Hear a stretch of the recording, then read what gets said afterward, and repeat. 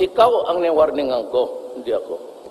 Do not create a crisis because I will order everybody in the executive department not to honor you. Nitong Martes, palaban ang tugon ni Pangulong Rodrigo Duterte kay Chief Justice Maria Lourdes Sereno dahil sa liham nito tungkol sa pagkakasama ng ilang huwes sa drug list. Muli pang nagpasaring, kinabukasan, hindi na nagkomento noon ang punong maestrado. Kagabi, iba na ang tono ng Pangulo at humingi na ng paumanhin sa mga nasabi kay Sereno. I got tangled with the Chief Justice. I would apologize to the Chief Justice for the harsh words. It was never intended. But ako kasi, because of the magnitude of the problem, it was my way of solving the problem within the ambit of my powers as President.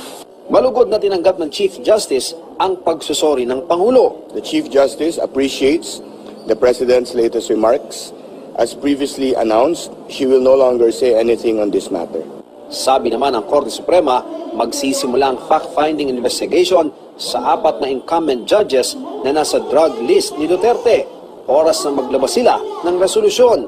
Kung nagsorry ang Pangulo kay Chief Justice Maria Lourdes Sereno, nagbigay naman siya ng babala sa isang babaeng opisyal sa pamahalaan.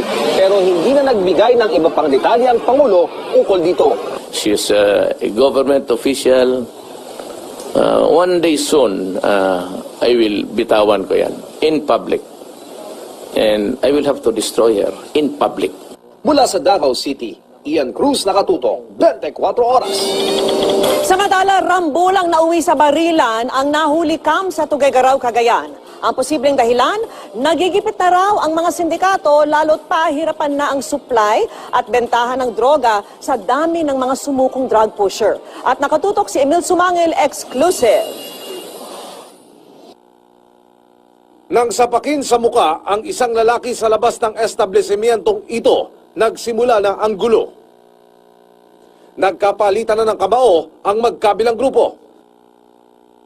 Nagtadyakan at ang away mula sa labasan napunta na sa loob ng kainan. May sumubok na mamagitan pero hindi ito inintindi. Sa halip na magpaawat, lalong naging pisikal ang sakitan hanggang sa umabot na sa puntong binaril na ang isa sa mga lalaki. Pagbagsak nito sa pasilyo, ilang lalaki pa ang rumesbak. Lahat di baril at hindi basta ordinaryong armas ang bitbit dahil ang isa, submachine gun pa ang dala. Iniwang nakahandusay ang biktima ng mga suspect na umalis na parang walang nangyari. Nangyari ito sa Tuguegarao City, Cagayan nitong nakalipas na linggo. Nakaligtas ang binaril. Ayon sa Tuguegarao PNP, kinasuhan ang mga suspect ng frustrated homicide. Kursunadahan lang daw ang pinag-ugatan nito. Pero ayon sa nagpadala sa amin ng CCTV video, dapat mag-imbestiga pa ng malalim ang pulisya. Ang kaso raw kasi na ito may kinalaman sa illegal na droga. Ayon sa PNP Anti-Illegal Drugs Group, doble raw ngayon ang presyo ng illegal drugs sa merkado at pahirapan ng supply dahil napaparalisa ang bentahan sa mga bangketa. Yung surrenderers natin umaabot na sa 530,000 or 570,000. Wherein yung 40,000 po dyan ay mga pushers.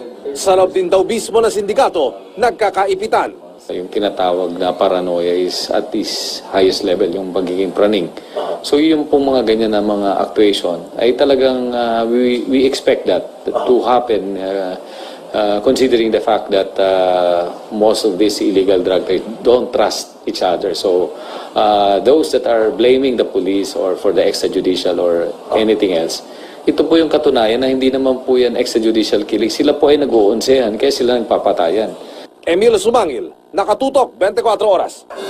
At dumagdag pa sa mabagal na daloy ng trapiko ang karambola ng mga truck, closed van at jeep sa kahabaan ng C5 sa Taguig. Isinugod naman sa ospital ang isang driver na naipit sa kanyang minamanehong truck. Narito po ang pagtutok ni Cedric Castillo.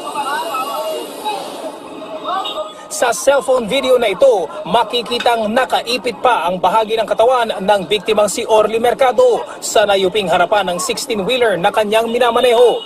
Ang rescuers ng Taguig City at MMDA tulong-tulong sa pagpapakalma kay Mercado. Sumalpok ang truck ni Mercado sa isang container van mag-aalas 6 ng umaga sa southbound lane ng C5, bahagi ng McKinley. Nang matanggal sa pagkakaipit, isinakay sa stretcher ang dugoang si Mercado. Bakas sa mukha ang iniindang matinding sakit, isinugod siya sa ospital. Kwento ng mga nadamay sa aksidente, 3 mga truck ang nagkarambola, habang isang jeepney pa ang nasagi ng nayuping truck. Buti hindi kami napuruan. Anong tama nung sa lang, gilid? Nawala ng preno. Nawala ng preno po yung truck. Naka-stop yung naka-red. Ibig sabihin, tumigil ako. Mga 5 seconds or more siguro, biglang umalog yung truck. Paglingon ko, nakita ko itong forward crossbar na yan na nakatumbok na sa bumper ko sa likod. Ang closed van na tinutukoy, siya namang sinapol sa likuran ng 16-wheeler. Wala namang iba pang nasaktan sa insidente.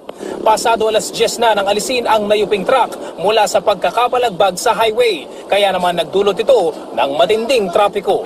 Ay nagkabulbul na. Kasi kanya-kanyang lusot na yung ibang nasakyan eh. Cedric Castillo, nakatutok, 24 oras. Susunod, 5 taong gulang na bata, nasagasaan at pumailalim pa sa kotse.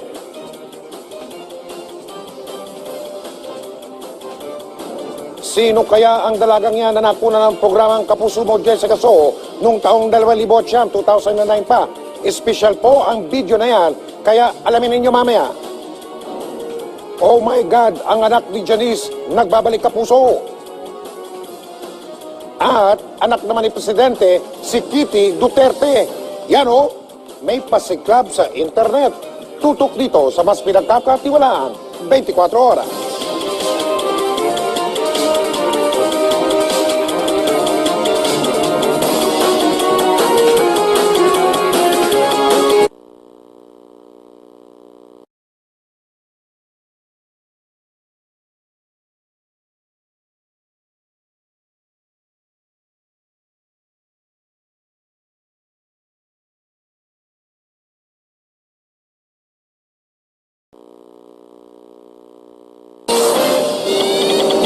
Pumailalim po sa kotse ang isang bata sa lungsod ng Quezon matapos masagasaan.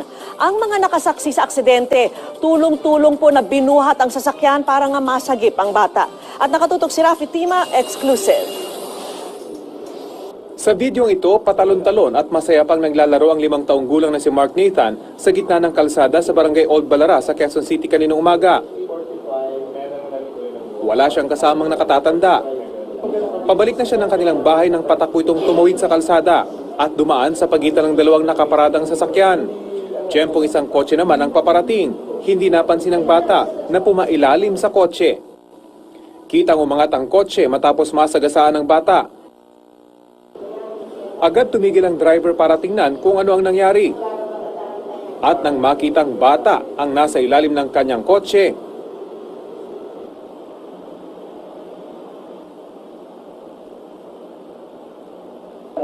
nagtatakbo na ito palayo. Ang mga taong nakasaksi, nagtulong-tulong para buhatin ang kotse at tanggalin ang naipit na bata. Itinakbo sa ospital si Mark na himalang nakaligtas. Tanging nananakit na balikat at galos sa mukha ang tinamo. Pero isa sa ilalim pa raw siya sa mga pagsusuri para tiyaking wala siyang internal injuries. Ang nakasagasang driver, kinilalang si Engineer Rene Gutierrez, dumiretso pala sa barangay outpost para sumuko. Sinamahan siya ng mga investigador sa ospital para tiyaking ligtas ang bata. Dito, nagkita sila ng lolo ng bata na dati pala niyang foreman sa construction company.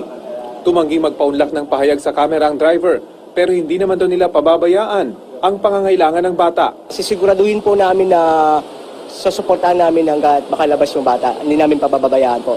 Yun lang po ang ano ng office namin. Hindi naman daw niya sukat akalay na mangyayari. Tama naman sinabi niya, hindi... Pero disgrasya yan eh. Ang sa akin lang, may preno yung sasakyan. Dapat namimireno siya eh. Bata yan eh. Paalala ng tauhan ng barangay, Eyes on the road. So maging alert o kaliwat kanan. Gagaya po niya nung nakita po natin, biglang lumabas yung bata, no, coming from nowhere. So hindi din po in-expect ng driver na meron lulusot na bata doon.